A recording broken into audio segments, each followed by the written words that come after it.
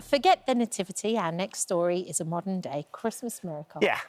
It's going to sound surreal, but it is all absolutely true. On Christmas Day, 24-year-old nursery worker Kayleigh was rushed to hospital after waking up in agonising pain. But Kayleigh and her partner Nick were in for the shock of their lives when doctors informed them that Kayleigh was in fact 8 months pregnant and in labour and due to give birth at any moment. Kayleigh was one of the 300 women in the UK every year who experiences something called cryptic pregnancy. Now, thankfully, Kayleigh gave birth to a beautiful and perfectly healthy baby girl on Christmas Day. Kayleigh and Nick and their beautiful baby Holly join us now alongside Dr. Sarah to tell us more.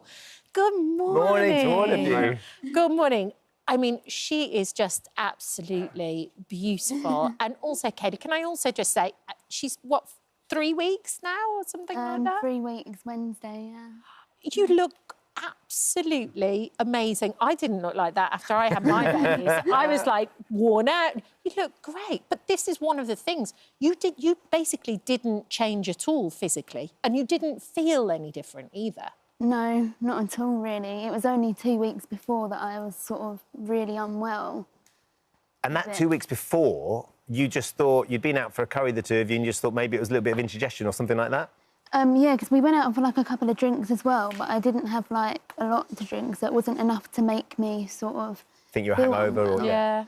But then after about 2-3 days, it all went, so I went back to work as normal, and then it was only Christmas Eve that it... all started. So you'd been, and there's this extraordinary part of this. It's all extraordinary. You had no idea for the whole term of your pregnancy you were pregnant. You had no idea till you got to hospital, something was wrong, that you were actually about to have a baby. But Christmas Eve, you'd been working, you were a nursery nurse, so you worked with families, and one of the mums turned around and said, oh, it's my child's birthday on Christmas Day tomorrow. Yeah, so, because I sort of remembered, because I was like, oh, it's their birthday tomorrow. Like, I couldn't imagine having a baby Christmas Day. Oh. So I kind of jinxed myself a little bit. Yeah. I mean, just a bit. Yeah, just a bit. Just a bit. Nick, take us back to the beginning. How did you guys meet and where? So we went out Christmas Eve, me and my friends. Yeah. And This is 2023, I think, isn't it? Yeah. And the friends of me and Kayleigh turned up later. Yeah. Together. And funny story, because I actually said to one of my friends, I wonder if Selena's friend is good-looking. Oh, I see. So you'd heard she was coming. So she walked up the stairs and I went, yeah. Yeah, she is. So you sort of were smitten quite early on, became very close and spent this year together. Nick, had you talked about starting a family? Had you sort of thought that far ahead? No, we literally was just planning stuff, like holiday, just nothing really. Just having a lovely time getting to know each other. Enjoying each other. And Kayleigh, you both went on lots of different adventures over the space of this year. So from 2023 Christmas time to 2024, what were you doing? You went all over the world. Yeah, so I went Magaluf in July. Yeah. And I worked it out. I must have been about 3 months pregnant when I went Magaluf. I went to Amsterdam, we went to Turkey. I had girls' weekends out, like, I can't remember where I went, but I've had a few girls' weekends as well. But you even went, like, whitewater rafting. Like, you were doing physical challenges as well. Yeah. And you never once thought, oh, this doesn't feel right, or you noticed anything any different? No, like, I think because I was enjoying myself so much as well, I just carried on doing it, but... You're quite tiny, and obviously little Holly's tiny, and you didn't show? There was no physical indication that maybe that there was a baby coming? No, I didn't put on any weight at all during the pregnancy, which was quite weird, because a lot of people said to me it would show quite quickly. For someone like you, it was only when I woke up Christmas Day that my stomach sort of swelled up a bit. Right. But I thought that was just because I was unwell. Yeah. But, So you've gone into hospital, you've been rushed to hospital. When was the first time someone said, oh, I think you might be going into labour, I think you're having a baby? It was when I got to the hospital, because they just rushed me into, like, an emergency ward, and they were doing all different things, like they did an ultrasound on me. But then they walked off and was talking amongst themselves, so I was thinking, what's going on? Like, Sure. you've just left me. Yeah. But then they came over and was like, oh, there's a baby in there. And that's all they said. But they said they're ready to come now. What do you think? Yes, what went through your mind? I was just like, at the time, I was worried because I was thinking all the things I've done. Yeah. I just hope the baby's healthy. That was the only thing going through my mind at the time. Were you in the room with her at the time, I was Nick? outside, so I didn't have no idea. So when was the first time you heard that there's a baby coming? 45 minutes later, I was like a bit worried, and I was like, "Can I see Kayleigh? Is she all right?" Eventually, I went in, saw her. She was quite white, pale. I'm sure she was. And she literally, first words were, they've told me I'm going into labour.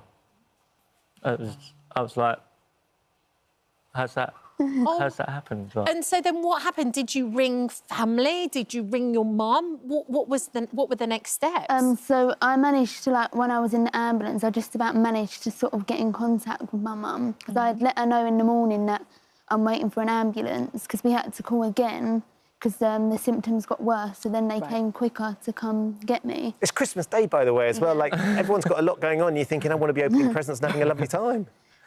She was like, what hospital are you going to? What hospital are you going to? But I didn't know at that point. I waited till I was in the ambulance and they were like, oh, we're going to Queen Elizabeth.